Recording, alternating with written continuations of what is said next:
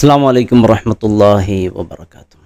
വലിയ സന്തോഷത്തിൽ കഴിഞ്ഞിരുന്ന ഒരു കുടുംബം ചെറിയ ഒരു നിസ്സാരമായ കാരണം കൊണ്ട് ഒരു കുടുംബം തന്നെ തകർന്നു പോയ 2024 ഫെബ്രുവരി 14 കീഴലൂരിൽ വെച്ച് നടന്നൊരു സംഭവം.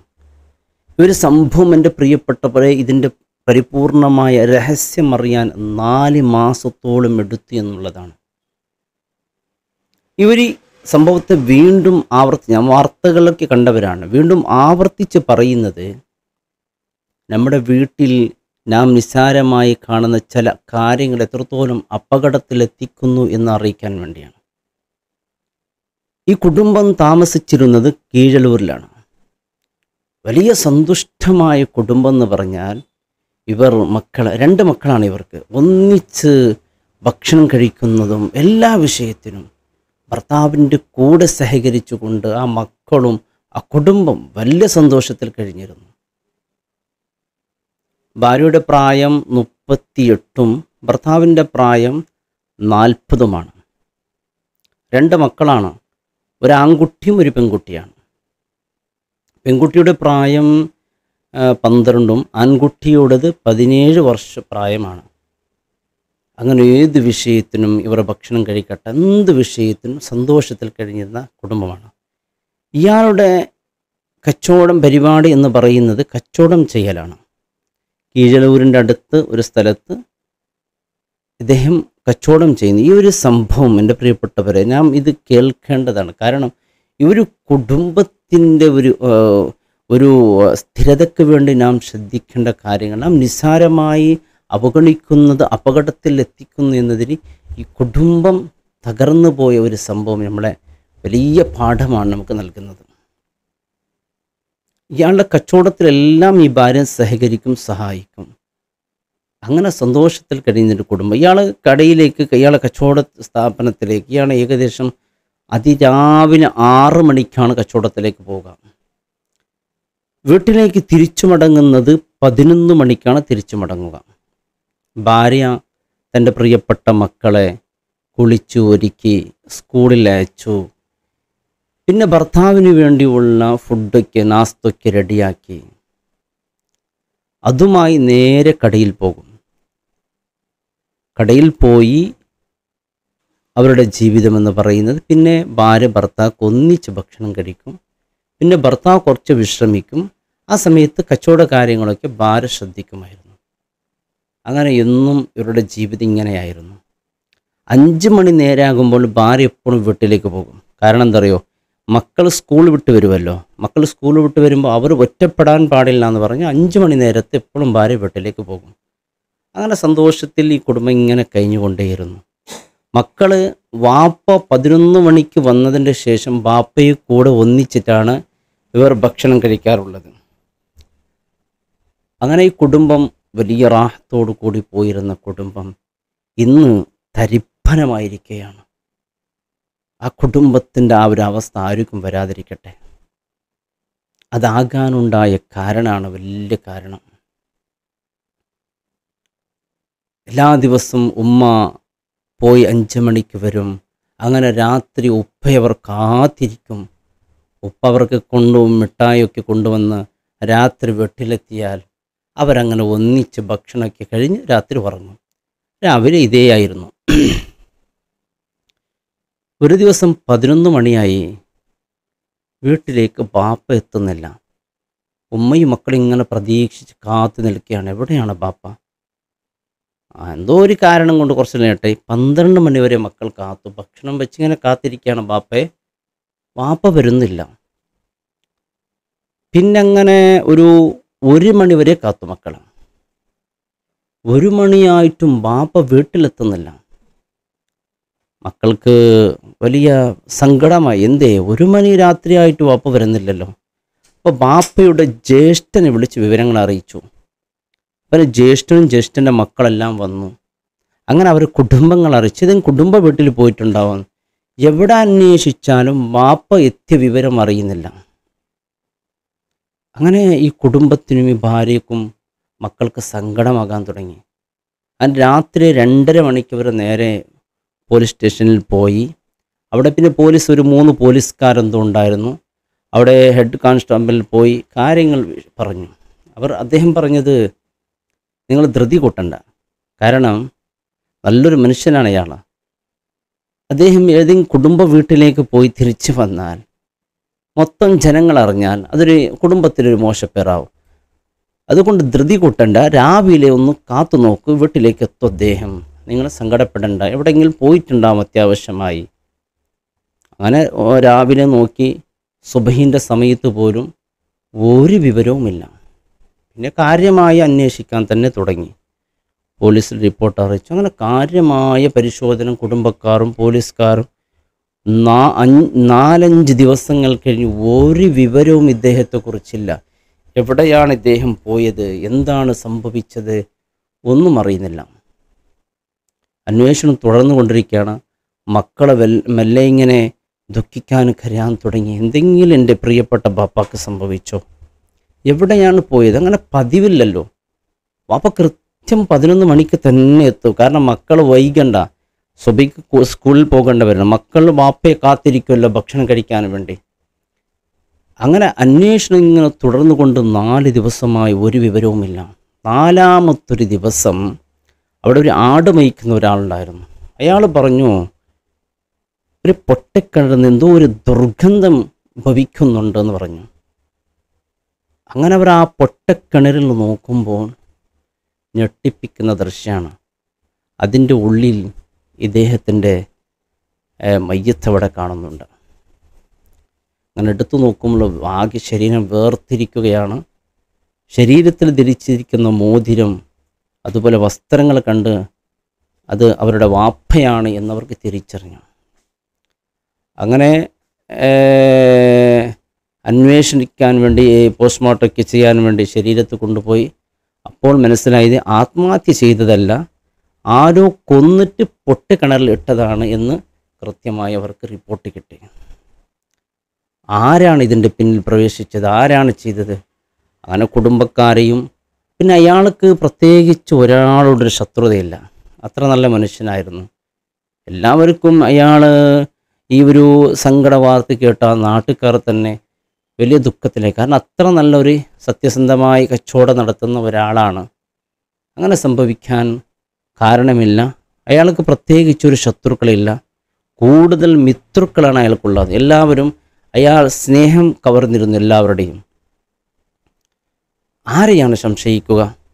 എന്നാലും കുടുംബത്തിൽ പലരെയും ചോദ്യം ചെയ്തു, അന്വേഷണം നടത്തി, ഒരു പിടുത്തവും കിട്ടുന്നില്ല. അങ്ങനെ അവസാനം അത് ഒരു കളയേണ്ട കേസായിരുന്നു. എന്ത് ചെയ്താലും ഇതിനൊരു ഇത് കിട്ടണമല്ലോ. അന്വേഷണത്തിൽ ആരെ ചോദ്യം ചെയ്യാം? ഭാര്യയും ആദ്യം ചോദ്യം ചെയ്തു. അങ്ങനെ ഭാര്യ പറഞ്ഞു, ഞാൻ 5 മണി സമയം എൻ്റെ ഒക്കെ ഉണ്ടായിരുന്നു, എൻ്റെ കൂടെ ഉണ്ടായിരുന്നു, ഞാൻ കുട്ടികൾ വരുമെന്ന് പറഞ്ഞിട്ടാണ് വന്നത് പതിവ് പോലെ, പിന്നെന്ത് സംഭവിച്ചെനിക്കറിയില്ല, ഞാൻ എല്ലാ ദിവസവും സാധാ വരുന്നതാണെന്ന്. അങ്ങനെ ഈ കുടുംബം ആകെ സങ്കടത്തിലായി. എന്തിനെൻ്റെ വാപ്പയോട് ആർക്കും ശത്രുതയില്ലല്ലോ, ഒരാളെ സംശയിക്കാൻ ഒരാൾ വേണ്ടേ, എന്നാലല്ലേ ഒരു അദ്ദേഹത്തിനെ കുറിച്ച് ചോദ്യം ചെയ്യുക. അങ്ങനെ എല്ലാവരും ചോദ്യം ചെയ്യുന്നതെല്ലാം നിർത്തി. 4 മാസം കഴിഞ്ഞതിൻ്റെ ശേഷമാണ് ഇതിൻ്റെ ചുരുൾ കിട്ടുന്നത്. ഇദ്ദേഹം ആ വീണ പൊട്ടക്കിണറുണ്ടല്ലോ, ആ കിണറിൻ്റെ അടുത്തൊരു ബൈക്കുണ്ട്. ബൈക്ക് ഇദ്ദേഹത്തിൻ്റെ ബൈക്ക് തന്നെയാണ്. ഈ പൊട്ടക്കിണറിൻ്റെ തൊട്ടടുത്തൊരു വീടുണ്ട്. ആ വീട്ടുകാരോട് ചെറിയ സംശയം തോന്നി. നാട്ടുകാരെല്ലാം പറഞ്ഞ് അവരൊരിക്കലും സംശയിക്കാൻ പാടില്ല, അവർ പാവങ്ങളാണ്. കാരണം ഒരു ഉപ്പയും ഒരു ഉമ്മയും അവർക്കൊരു മകനുണ്ട്. അവർ രാവിലെ 8 മണി സമയത്ത് പണിക്ക് പോകും, പിന്നെ രാത്രി 9 മണിക്കാണ് അവർ തിരിച്ച് വീട്ടിൽ വരാറുള്ളത്. അതുകൊണ്ട് അവരൊന്നും സംശയിക്കരുത്, അവർ പാവങ്ങളാണ്, നല്ലവരാണ്. അങ്ങനെ പറഞ്ഞു. ഈ ബൈക്ക് കാണുമ്പോൾ അവർക്ക് സംശയം തോന്നി. കാരണം ബൈക്ക് അങ്ങോട്ട് പോയതാണ്. വീട്ടിലേക്ക് പോയി തിരിച്ചു വന്ന് പിന്നെയാണ് ഈ ഒരു സംഭവം നടക്കുന്നത്. അപ്പോൾ ആ 2 മാതാപിതാക്കളെയും കൊണ്ടുപോയി. മകനാണെങ്കിൽ സ്കൂൾ കോളേജിൽ പഠിക്കാൻ പോയിട്ടുണ്ട്. മാതാപിതാക്കളെ കാര്യമായ ചോദ്യങ്ങൾ നടത്തുകയാണ്. എന്താണ് സംഭവിച്ചത്? അവർ പറയുന്നത് നമുക്കറിയില്ല. സാറേ, കാരണം നാം രാവിലെ പോകും, വൈകുന്നേരമാണ് വരുന്നത്. പിന്നെ എന്ത് സംഭവിച്ചു നമുക്കെന്താ അറിയാം? നമ്മുടെ വീട്ടിൻ്റെ അരികിൽ ഇങ്ങനെ ഒരു സംഭവം നടന്നു പറഞ്ഞിട്ട് നമ്മളെ സംശയിക്കുന്നതിൽ എന്ത് കാര്യമാണുള്ളത്? നാട്ടുകാരെല്ലാം ഈ കുടുംബത്തിൻ്റെ കൂടെ നിന്ന് അവരൊരിക്കലും സംശയിച്ചു പോകരുത്. അവരെ പ്രത്യേകിച്ച് സംശയിക്കാൻ പാടില്ല. കാരണം ആ കുടുംബവും ഈ കുടുംബവുമായിട്ട് വലിയ സ്നേഹത്തിലുള്ള കുടുംബമാണ്. അവരുടെ വീടിൻ്റെ തൊട്ടടുത്ത അയൽവാസിയും കൂടിയാണ്. ആ വീട്ടിൽ ഒരു 19കാരനായ മകൻ ഇവർക്കുണ്ട്. ആ മകനെന്ന് പറഞ്ഞാൽ ഇവരുടെ മകനെ പോലെയാണ്. എന്നും വീട്ടിൽ വരും. ഈ ഉമ്മാക്ക് 2 മക്കളാണെങ്കിൽ ഈ ഉമ്മ കരുതിയിരുന്നത് 3 മക്കളെ പോലെയാണ്. ഇവരുടെ മകനെയും സ്വന്തം മകനെ പോലെ ഈ 38കാരിയായ ഈ മരണപ്പെട്ട ഈ ഭർത്താവിൻ്റെ ഭാര്യ സ്വന്തം മകനെ പോലെ കണ്ടിരുന്നു. കാരണം ഈ ഉമ്മാക്കുണ്ട് 17കാരനായ മകന്. ആ മകൻ്റെ ഉറ്റ സുഹൃത്തും കൂടിയാണ് ഇവരുടെ മകൻ. അങ്ങനെ ഒരു സംശയം വരാൻ പാടില്ല. കാരണം അവർ അത്ര സ്നേഹത്തിലാണ്, സ്വന്തം മകനെ പോലെയാണ് കാണുന്നത്. അതുകൊണ്ടൊന്നും സംശയിക്കാൻ പാടില്ല എന്ന് പറഞ്ഞു. ഏതായാലും പോലീസുകാരവരെ കൊണ്ടുപോയി അറസ്റ്റ് ചെയ്തു. മകൻ പഠനം കഴിഞ്ഞ് തിരിച്ചു വരുമ്പോൾ വാപ്പയും ഉമ്മയെ കാണുന്നില്ല. കാരണം വാപ്പ ഉമ്മ ഇങ്ങനെ കൊണ്ടുപോയി വരും. അയൽവാസികൾ പറഞ്ഞു, നേരെ പോയി പറഞ്ഞു, സാറേ, എൻ്റെ വാപ്പ ഉമ്മ ഒരു തെറ്റും ചെയ്തിട്ട് അവരെ വെറുതെ വിടണം. സംഭവിച്ചത് എന്താണെന്ന് എനിക്കറിയാം, ഞാൻ പറയാമെന്ന് പറഞ്ഞു. പോലീസുകാർക്ക് തന്നെയാണ് അറിയേണ്ടത്, എന്താണ് സംഭവിച്ചത് എന്ന് പറഞ്ഞു. അപ്പോൾ അവൻ പറഞ്ഞത് ഞെട്ടിപ്പിക്കുന്നൊരു സംഭവമാണ്. കാരണം ഈ 19കാരനായ ഈ ചെറുപ്പക്കാരനുണ്ടല്ലോ, എത്രത്തോളം എന്ന് പറഞ്ഞാൽ സ്വന്തം മകനെ പോലെയാണ് ഇവർ കാണുന്നത്. ഈ ഉമ്മ ഭക്ഷണം കൊടുക്കുമ്പോൾ ആദ്യം ഇവൻ തന്നെ കൊടുക്കും. കാരണം അത്ര സ്നേഹത്തിന് ചെറുപ്രായത്തിൽ തന്നെ വീട്ടിൽ വരും, പോകും. വീട്ടിലേക്ക് എന്തെങ്കിലും സഹായ സഹകരണം എന്തെങ്കിലും ഉണ്ടെങ്കിൽ ഇവനോട് പറഞ്ഞാൽ ഇവന് കൊടന്നു തരും. എല്ലാം ചെയ്യും. അങ്ങനെ വൈകുന്നേരം ഈ ഭാര്യ എപ്പോഴും വീട്ടിലേക്ക് പോകുമല്ലോ, മക്കൾ വരുന്നുണ്ടെന്ന് പറഞ്ഞിട്ട്. 5 നേരം സമയത്ത് വരുമ്പോൾ ഇവൻ കോളേജ് കഴിഞ്ഞ് നേരെ ആ റൂട്ടിലൂടെ വരുമ്പോൾ ആ കടയിൽ നിർത്തി നേരെ ഇവരുടെ കടയിലേക്ക് വന്ന് കുറച്ച് തമാശയ്ക്ക് പറഞ്ഞു നേരെ വീട്ടിലേക്ക് പോകാനാണ് പതിവ്. അങ്ങനെ പോകുമ്പോൾ ഒരു ദിവസം ഇയാൾ പറഞ്ഞു, ഈ മരണപ്പെട്ട ആൾ പറഞ്ഞു, നീ ഏതായാലും നിൻ്റെ വീട്ടിലേക്കല്ലേ പോകുന്നത്, അപ്പോൾ ഇവളെ കൂടെ, ഭാര്യയെ കൂടെ നീ കൊണ്ടുപോകും. നിൻ്റെ ഉമ്മയല്ലേ ഇവള്, ഉമ്മയെ നിൻ്റെ മകനെപ്പോലെയല്ലേ കാണുന്നത്, നീ ഒറ്റയ്ക്ക് നിന്നാ പോകുന്നത്. ഇവളെ കൂട്ടിക്കൊണ്ടുപോയാൽ ഇവൾക്ക് നടക്കുന്നത് അത്ര പ്രയാസം ഉണ്ടാവില്ലല്ലോ, അങ്ങനെ കൊണ്ടുപോകുമെന്ന് പറഞ്ഞു. അതിനെന്താ, വരുന്നുണ്ടെങ്കിൽ ഞാൻ ഉമ്മാനെ കൊണ്ടുപോകാമെന്ന് പറഞ്ഞു. ഉമ്മ എന്ന് പറഞ്ഞാൽ ഇദ്ദേഹത്തിൻ്റെ ഭാര്യ. അങ്ങനെ എല്ലാ ദിവസവും കോളേജിൽ നിന്ന് വരുമ്പോൾ കൊണ്ടുപോകൽ പതിവായിരുന്നു. അങ്ങനെ കുറച്ച് ദിവസങ്ങളിങ്ങനെ കൂടുമ്പോഴേക്ക് ഭർത്താവിന് ചില സംശയങ്ങളാണ്. കാരണം ഇവരുടെ പെരുമാറ്റത്തിൽ വലിയ വ്യത്യാസമാണ്. ആദ്യമൊന്നുമില്ലാത്ത ചില വ്യത്യാസങ്ങൾ. കാരണം ഇവനിക്ക് വേണ്ടി ഇവൾ വരുന്ന സമയത്ത് ഒരുങ്ങുക, ഇവളിങ്ങനെ പ്രതീക്ഷയോട് കാത്തു നിൽക്കുക, ഇവൾ ഈ സ്വഭാവത്തിൽ വ്യത്യാസം കാണുമ്പോൾ ഭർത്താവിന് സംശയം തോന്നി, എന്തെങ്കിലും ഒരു ബന്ധമുണ്ടോയെന്ന്. സംശയിക്കാൻ പറ്റുമോ? കാരണം മകനെ പോലെയല്ലേ ഉള്ളത്. സംശയിച്ചാൽ ഭാര്യ എന്ത് പറയും? മുഖത്ത് നോക്കി തുപ്പൂലേ? സ്വന്തം മകനെപ്പോലെ ഉള്ള ഒരാളെക്കുറിച്ച് നിങ്ങളിങ്ങനെ പറയുകയാണെന്ന് പറഞ്ഞാൽ ഇയാൾക്കും അത് മോശമല്ലേ? അങ്ങനെ ഇയാൾ അങ്ങനെ കാര്യമായി സംശയിക്കാനോ ഭാര്യയോട് പറയാനൊന്നും പോയില്ല. ഒരു ദിവസം ഇവർ ബൈക്കിലൂടെ യാത്ര പോകുമ്പോൾ ഇവിടെ കൊണ്ടുപോകുമല്ലോ വീട്ടിലേക്ക്, കൊണ്ടുപോകുന്ന സമയം ഇവരെ പിന്നാലെ പോയി, ഇവരറിയാതെ പിന്നാലെ പോയി. എവിടേക്കാണ് ഇവരുടെ ബൈക്ക് പോകുന്നത്? ഈ ബൈക്ക് പോയത് എവിടേക്കറിയോ? ഇവൻ്റെ വീട്ടിലേക്കാണ്. ഈ 19കാരനായ അയൽവാസി ഉണ്ടല്ലോ, അവൻ്റെ വീട്ടിലേക്കാണ് ഈ ബൈക്ക് പോയത്. അപ്പോൾ എനിക്ക് സംശയം തോന്നി, ഞാൻ വീട്ടിലേക്ക് കൊണ്ടുപോകാനല്ലേ പറഞ്ഞത്, പിന്നെന്താ ഇവിടേക്ക് കൊണ്ടുപോകുന്നത്? അങ്ങനെ ഒളിച്ചിരുന്ന് നോക്കി ആ 2 പേരും ആ വീട്ടിൻ്റെ അകത്ത് കയറി. ഇവൻ്റെ മാതാപിതാക്കൾ വരുന്നത് 9 മണിക്കാണല്ലോ, അതും ഇയാൾക്കറിയാം. അങ്ങനെ ഇവർ കഥ കിടക്കുന്നു. വല്ലാത്ത വേദനിക്കുന്നുണ്ട് ഹൃദയം ഈ ഭർത്താവിനെ. അങ്ങനെ മെല്ലെ നോക്കി അവർ അകത്ത് കയറി ഒരുപാട് സംസാരങ്ങൾ സംസാരിക്കുമ്പോൾ ഇയാൾക്ക് പിടുത്തം വിട്ട് ഇയാളങ്ങനെ കഥക് ചവിട്ടിപ്പൊളിച്ചകത്ത് കയറുന്നു. അകത്ത് കയറുമ്പോൾ കണ്ട കാഴ്ച, ഭാര്യയും ഈ 19കാരനായ അയൽവാസിയായ സ്വന്തം മകനെപ്പോലെ കണ്ട ഈ ചെറുപ്പക്കാരനും ഒരു നൂൽ കഷ്ണം പോലും ശരീരത്തിലില്ലാതെ നഗ്നരായി ഇവർ ശാരീരികമായി ബന്ധപ്പെടുന്ന ഒരു ദൃശ്യമാണ് കണ്ടത്. ഇത് കണ്ട് ഇയാൾക്ക് ദേഷ്യം പിടിച്ച് സഹിക്കാൻ കഴിയുന്നില്ല. ഇയാൾ അവിടെ നിന്ന് അലറി. ആ സമയത്ത് ഭാര്യയും ഇവനും കൂടി അവിടെ ഉണ്ടായിരുന്ന കത്തിയെടുത്ത് ഇദ്ദേഹത്തങ്ങ് ഈ ലോകത്തെ തന്നെ എന്നേക്കും ഇല്ലാതെയാക്കി. എന്നാൽ ഇവർ 2 പേരും കൊണ്ടുപോയിട്ടാണ് ഇദ്ദേഹത്തെ പൊട്ടക്കിണറിലിട്ടത്. ഇതെല്ലാം ഇവന് വിശാലമായി വിശദീകരിച്ചു പറഞ്ഞു. ഈ വിഷയമെല്ലാം അറിഞ്ഞപ്പോൾ ഇവൾ കച്ചവടം ചെയ്തുകൊണ്ടിരിക്കുന്ന അതേ സ്ഥലത്ത് പോലീസുകാർ പോയി ഇവളെ അറസ്റ്റ് ചെയ്ത് നേരെ കൊണ്ടുപോയി. ഈ വിവരങ്ങളെല്ലാം മക്കൾ അറിഞ്ഞു. ആ കുടുംബത്തിന് നോക്ക്, ചെറിയ 12 വർഷം പ്രായമുള്ള ഒരു പെൺകുട്ടിയുണ്ട്, 17 വർഷമുള്ള ഒരു മാൺകുട്ടി. പിന്നെ ആരില്ല, ഇവർക്ക് തുണയെന്ന് പറയുന്നത് ഉപ്പയും ഉമ്മയും മാത്രമാണ്. ഉപ്പാനെ ഏതായാലും ഉപ്പ ഇങ്ങനെ തീർന്നു കഴിഞ്ഞിരിക്കുന്നു. ഇനി ഉമ്മ മാത്രമാണ് ഈ കുടുംബത്തിൻ്റെ ആശ്രിത എന്നുള്ളത്. ഉമ്മയെ പോലീസുകാർ കൊണ്ട് ഇവന് ഈ വീട്ടിലാരാ ഉള്ളത്? ഈ 2 പിഞ്ചു മക്കളാ, ആരുമില്ലല്ലോ. ആ മക്കൾ പറയുന്നു, ആ ഉമ്മയെ എനിക്ക് വേണ്ട, ഞാൻ മതിരിട്ട് സ്നേഹിച്ച് നമ്മുടെ പൊന്നുപ്പയെ ഇല്ലാതെയാക്കിയ ആ കുടുംബത്തന്നെ ഇല്ലായ്മയായി. അദ്ദേഹം പോയി, ഭാര്യയും പോയി, ആ പൊന്നു മക്കൾക്ക് അനാഥരായി മാറി. നോക്കിവിടെ ഈ ഒരു ബന്ധം നമ്മുടെ വീട്ടിൽ നമ്മുടെ അയൽവാസികളാവട്ടെ, ആരാകട്ടെ, കുടുംബക്കാരാകട്ടെ, അമിതമായ സ്വാതന്ത്ര്യം നൽകിയാൽ ഇത് അപകടമാണ്. അതുകൊണ്ടാണ് ഹബീബ് സല്ലല്ലാഹു അലൈഹി വസല്ലം തങ്ങൾ പറഞ്ഞത്, 10 വർഷമായതിൻ്റെ ശേഷം സ്വന്തം ആൺമകൻ സ്വന്തം ഭാര്യയുടെ കൂടെയും സ്വന്തം പെൺമക്കൾ ഉപ്പയുടെ കൂടെയും കിടന്നു പോകരുത് എന്നാണ്.